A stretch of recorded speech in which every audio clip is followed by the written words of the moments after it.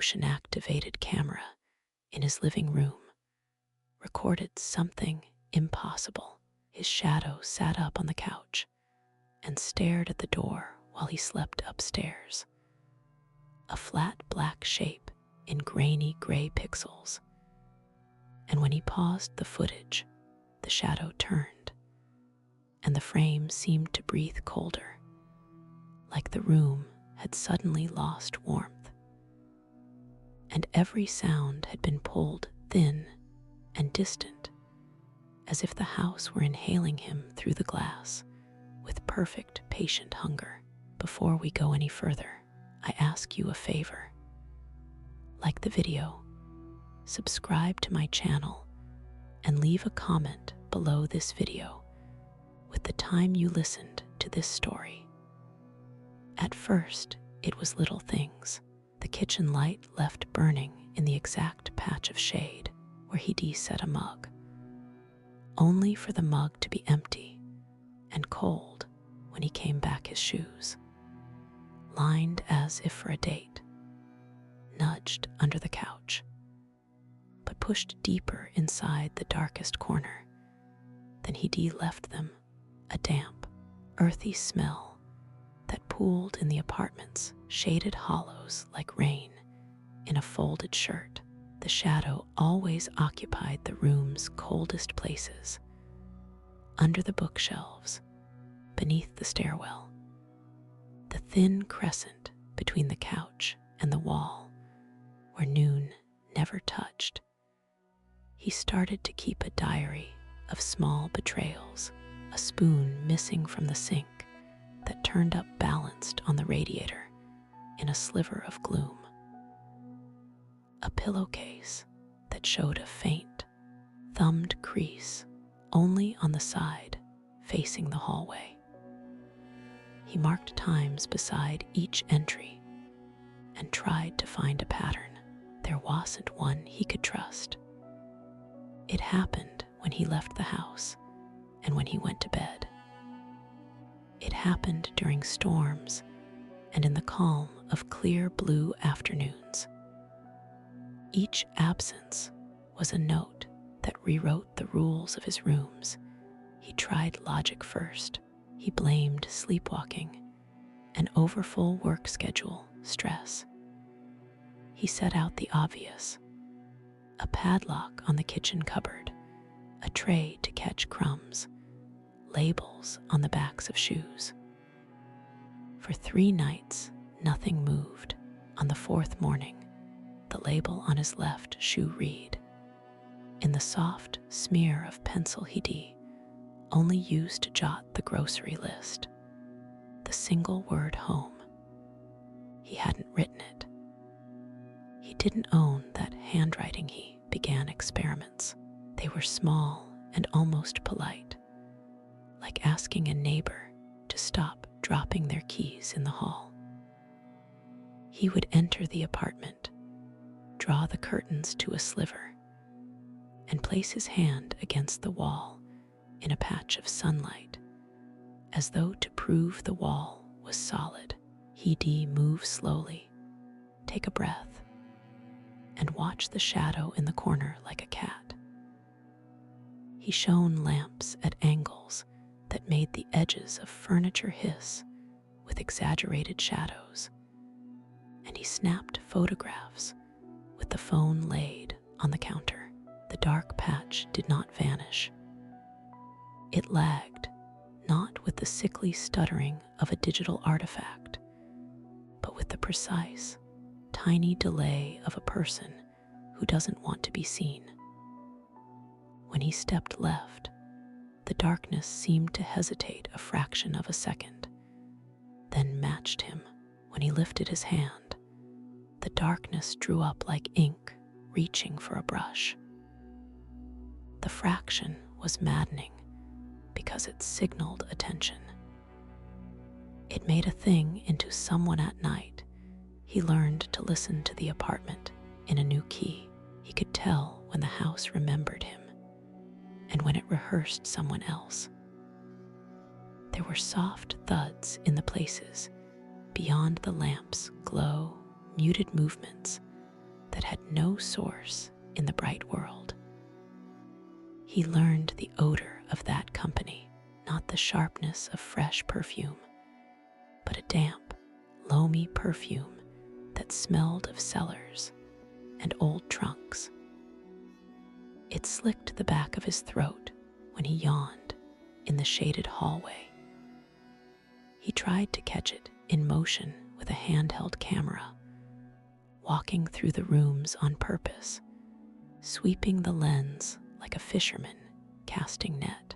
In the footage, the room looked ordinary for a beat. Then the shape in the shadow blurred the way water blurs a reflection. In one clip, he watched his silhouette move across the frame, a heartbeat after him, and settle against the banister like someone breathing on the other side of the glass. The file's audio held nothing but the soft, mechanical whirring of the camera. Yet, when he slowed it, his skin prickled, and he swore he could hear a hiss, like someone exhaling through teeth. Objects began to show the shadow's preferences. It liked corners where fabrics bunched and where dust lay unmoved. It preferred the duct behind the sofa, the underside of a table where sunlight never carved a line. Once, a mug Hidi brought from a thrift shop, cracked along the rim in the shape of a crescent moon, was set upside down inside the darkest triangle under the coffee table, as if to keep something warm. When he turned the mug over, he found the bottom clean as bone. He left offerings to test a theory of ownership. A coin, a page torn from a book, a single match. The coin would be gone in the morning, not under the couch or in a drawer, but sliding somewhere between floorboard and shadow, as if swallowed. The torn page came back at the door, propped against the mat. Pencil grooves softened where the shadow had smoothed the fibers. The match struck and extinguished outside, returned unused and warm to the place he'd left it, its head unblackened, as if the darkness had kissed it without burning.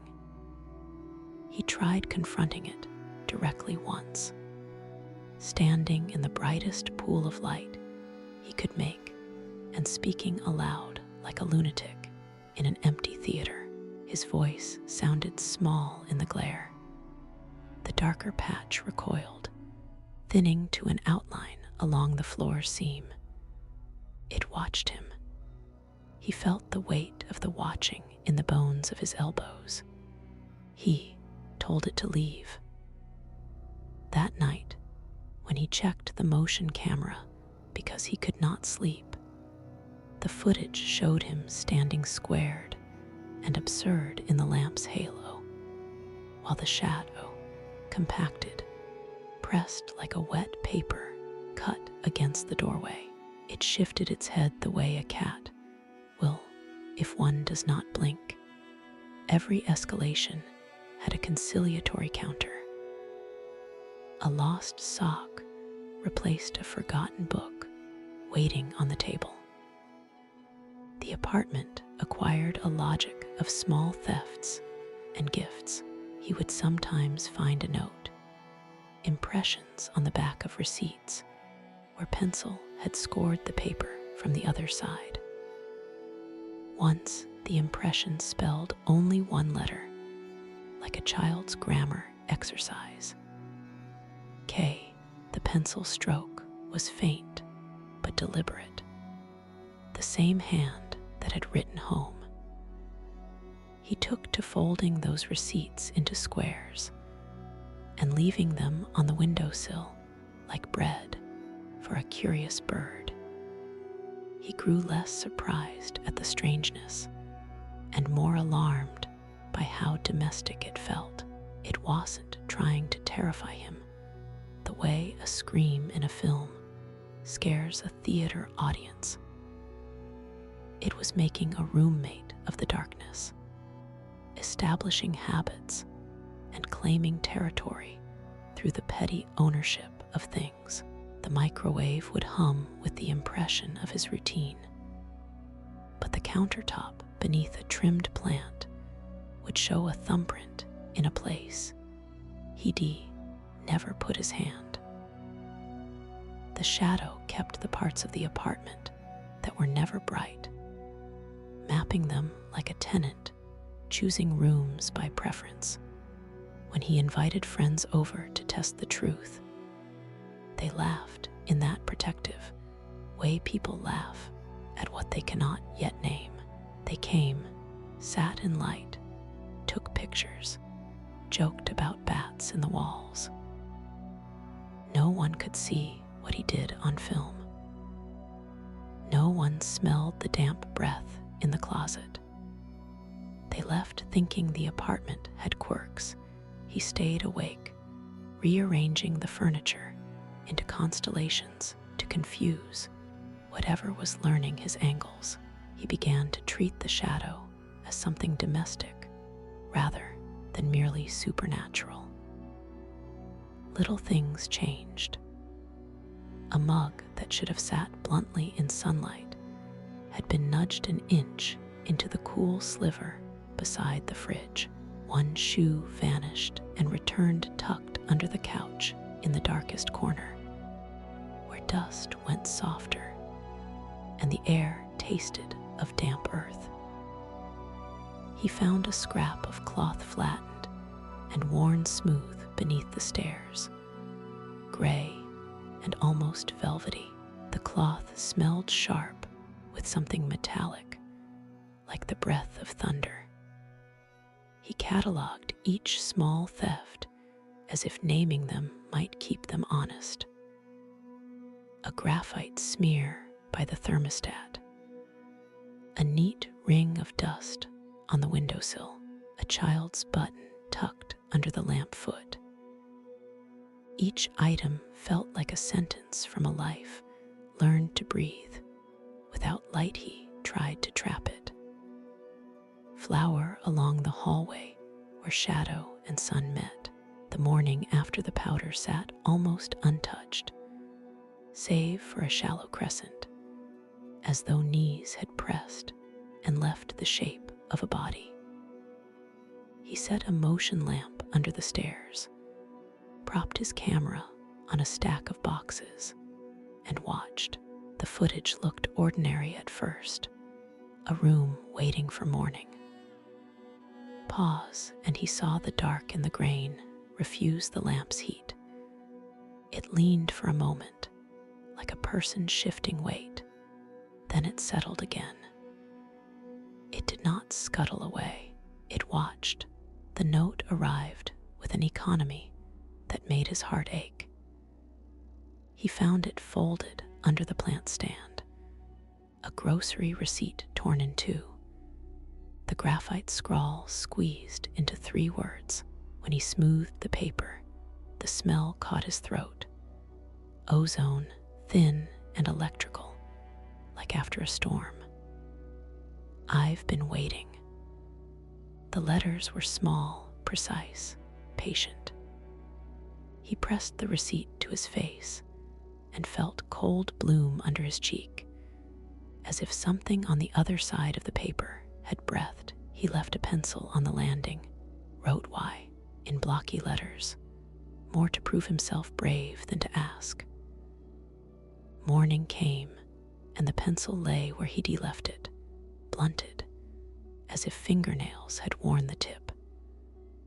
Beside the pencil sat a careful cone of eraser crumbs, neat as a child's paper hat.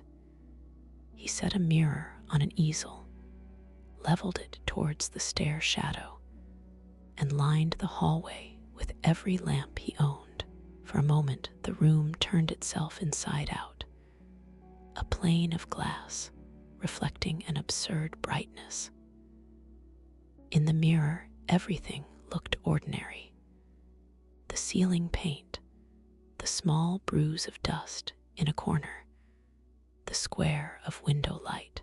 He breathed out, and then snapped the lamps off to see what returned dot in the glass. The dark did not simply come back. It occupied the reflection, as if another room sat just behind the pane.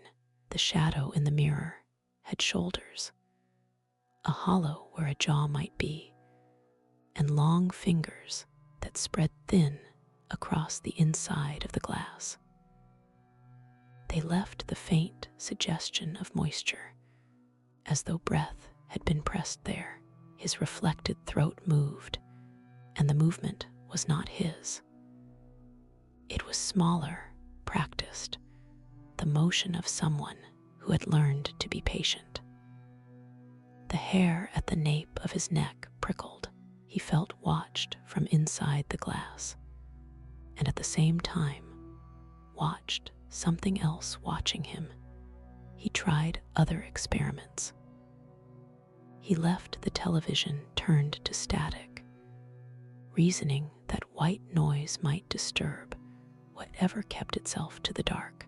When the screen burned its gray into the room, he found small circles of compressed dust gathered at the base of the set, arranged in patterns like coins. He left a blanket on the stairs and returned to find it folded into a rough pillow. The listening lasted weeks. He grew thin around the eyes. Friends asked if he was sleeping, and he lied, because the sentence to say why didn't feel like an answer, but like an accusation. He found that even in bright rooms, the dark hid like a second skin trying to shrug free. He dreamed of being hollowed out, of his silhouette gone, and walking away in city lights. He woke with prints of cold on his forearm, like a small handprint, thumb, and two thin lines where fingers had touched. He rubbed them until the skin burned, and the marks faded overnight. Stubborn as a bruise, once, in a bravely foolish hour, he sat with the front door locked and every lamp burning. He left the living room couch empty and paced, ears straining for the soft sounds. Around 2 a.m., he heard fabric whisper against itself, the scrape of something smoothing its place. He walked to the stair and drew a lamp down with him. The circle of white light reduced the shadow to a single dense patch on the carpet, black as though someone had spilled ink. He stepped close, heart knocking at his throat, and reached for the edge of the shape. The air changed. It tasted metallic in his mouth, like a coin warmed in a palm. A coldness moved through him, not the bite of winter, but the wet absence of heat. For a second, his fingers grazed nothing, and then the darkness shifted like a person stepping aside. He staggered back, breath shot, as if someone had unmade him from the inside. The patch remained, neat and waiting, no larger for his touch. After that night, he stopped pretending. He could study this thing with the cool eye of rationality. It had intimacies, domestic habits, an economy of motion. It didn't merely obscure, it took, rearranged, and made a room politely its own. He patched the holes in his day with ritual. He moved lamps, checked corners, closed curtains against stray reflections that might tempt something to slip. He slept in a chair with a coat wrapped around him. Fingers curled like a prayer. The city passed beyond his walls. Bright and indifferent, people went to work, met friends, argued about parking and television. The shadow had none of that noise. It belonged to the small intervals between breaths, to the pauses when the world forgot to look. He found himself imagining it outside his apartment, flattened along alleyways, nested under doorways, wearing his silhouette like a coat. In those imaginings, it walked with a small, shuffling gait, keeping to the shadowed edges of things. He began to prepare for a confrontation, not because he believed he could banish it, but because he could no longer bear the barter. He wanted his outline back. He labeled boxes of light, pulled every portable bulb from drawers, tested cords and batteries. He unclipped the biggest work lamp from the trunk of his car and wiped the smear of grease from its reflector. He sat on the floor and mapped the room in light, deciding where the ring would fall, where darkness would be unacceptable. He imagined flooding the apartment until there was nowhere left for the shadow to fold into. On the night he decided to act, he did not sleep. He set lamps across the floor, clipped headlamps to shelves, and arranged reflectors so that their white rings would overlap in the living room, turning the space into a small arena. He kept a camera rolling, the mirror leveled, and a cup of cheap coffee cooling at his knee. The bulbs hummed, a low insect in the hush. He waited, count of breaths like beads in his mouth. When something moved, it did so with the slowness of consideration. The dark gathered at the far corner, and the ring of light tightened around it. Cold slid over the room like a thumb dragging along velvet. He stepped forward toward the circle, pulse a drum in his ears, and the sense of bodily shape shifted under him. When the light flared, the dark folded inward, small and dense, like a thing recoiling into sleep. He watched. She felt the apartment change the moment her shadow walked out. Light became an accusation. Air clenched around her ribs, as if the room had learned a new appetite. She stood under the work light, with the ring haloed white and hot, while her body shuddered with a dullness that tasted like glass. On the floor, the dark patch rolled itself into an ember, and then a shape, and then a person in the way. A shadow might fold a piece of cloth into a puppet. It stepped forward, as though leaving a room, as though stepping out from behind glass, as though taking a breath on someone else's side of a window. Her outline, that ragged, human negative, where she had always been solid, peeled away like a sticker under skin.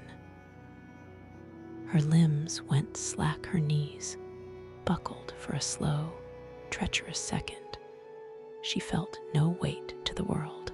Then she was sitting on the floor, skin buzzing with a raw insistence, while across the white ring her shadow rose in a perfect, obscene imitation. It had her proportions, the slight tilt of her shoulder, the callus at the base of one thumb, a hollow by the jaw she could feel when she smiled, but it carried no warmth, no breath. And when it moved, there was a scrape that seemed to remove sound from the air. She stumbled after it, fists scrabbling at emptiness, the light burning her eyes like a memory. She tried to speak, but the sound was thin, the vowels slipping between her teeth. The silhouette paused at the doorway, the the dark outline of her head cocked in some thoughtful mimicry, then folded into the night's teeth and walked away. She hit the door with her shoulder, keys scattering, breath jagged. And when she opened it, the hallway smelled of boiled garbage and the ordinary late-night hum of the city. Outside, the streetlights smeared the pavement into waxen pools. Distant lights winked behind curtains. She followed its shape at a distance, stumbling between pools of sodium light, watching the way the dark person stole around corners where shadow congregated. People crossed paths with it and never turned their faces. The world treated the silhouette like a trick of exhaustion. In a cafe, it sat by an empty chair, hand hovering over a cup that remained cold and black. Yet the cup left no ring on the table. At a bus stop, it leaned into the glass and watched faces unreadable. And sometimes, cruelly, people glanced down and saw what looked like the ghost of her hunched at their feet. She tried to catch it in the reflection of store windows, but the panes betrayed only her, bright, outlineless, standing alone and blinking back at the world. Her phone loaded live footage from the living room camera, and the playback showed two figures, a blank-bodied woman on the couch, and across the street, a figure with the same ragged shoulders walking under lamplight, her shadow carrying her like a coat. She watched the figure stop in front of a building with its own doorway and hesitate, as if considering which life to fold into. It reached toward a man who had been leaning on a railing, fingers dark and wrong on the glass between them. And the man's shadow recoiled the way a child flinches from a hand. The man turned and did not look at her. He vanished into the stairwell, as if the building had decided not to let him keep his edges. She stopped following when the dark figure crossed under a pedestrian bridge and was swallowed into a knot of other people's shade, a crowd of negatives that moved like a tide. In the following days, the apartment felt unbecoming. Things she had owned for years appeared, as if arranged by someone who did not need light. A spoon was balanced on the sink edge in the exact notch where her thumb rested. When she washed dishes, her keys were threaded through the heel of a shoe whose shadow had been tucked under the couch. Once, she woke to find a thin line of dirt leading from the back door to the stair, a soft, earthy residue like someone had dragged their life along the edges of light. She set cameras, wrapped reflective foil over windows, and left shoes by the door to trap whatever wanted to borrow her shape. The footage showed a black seam moving under the curtain at 3 a.m, a handless seam smoothing itself into her boot, the seam compressing like ink poured into a mold. But when she played it back on a laptop, the file stuttered and cut, frames missing, where a silhouette had lifted its head and looked straight into the lens. She reported nothing to anyone. Who would she tell? That something was warm and human enough in the dark to tuck a sock into the hollow at the small of her back. She started sleeping on the sofa because it felt like less territory to lose. Because on the couch, the motion camera still picked up a flat patch of nothing that had not yet learned to look back. One night late, she watched the live feed and saw, impossibly, her silhouette sitting upright on the steps outside her apartment building, as if her darkness had preferred the air to the warmth of her own four walls. It rocked slightly, hands folded in the hollows of its knees, and then, in a slow and deliberate motion, it reached for the stair handrail as a person might reach for balance. She ran outside, breath leaving her in wet, visible bursts, and it looked up for an instant. Their faces were aligned. Her bright, featureless face, the dark face without pupils. Then it stood and walked down the steps into an alley where shadow pooled like oil. And when she followed, she found nothing but a smear of her, where light blurred into concrete. The smear preserved every slant of her posture, even her habit of curling a thumb inward when she worried. She tried to step into it, to pull herself back whole. The smear was cold and refused to bear weight, like a photograph of a body folded over too many times. In the weeks that followed, people she knew began to place shadowed things in her path. An umbrella down the hall, leaning against the radiator. A coat gone from her hanger and retrieved from the dark corner of the laundromat. She envied them their edges. Once, on the street, a child pointed at a silhouette that matched her exactly and asked their mother if it was a new neighbor. The mother laughed and said something that made the child fold the fingers of their small hand into a fist. The shadow looked up at them both and tilted its head. A perfect question. She understood, slowly, and with a cold lucidity, that she had not lost something in the exchange she had been taken. The city kept 1,000 small bargains, and in the dark, some of them walked away, wearing the faces of others. She tried reasoning, bargaining, pleading. She left notes on her door in blunt, trembling letters. Take care. Call me, hoping to intercept whatever was now using her outline. One night, she found a reply folded into the crease of a receipt under a shoe. I have been waiting. The pencil was the same as the one she kept in the junk drawer. The pressure on the paper matched the curve of her handwriting. She realized, with a slow dread, that whatever had her outline could mimic her in the small, honest ways that made someone recognizably themselves.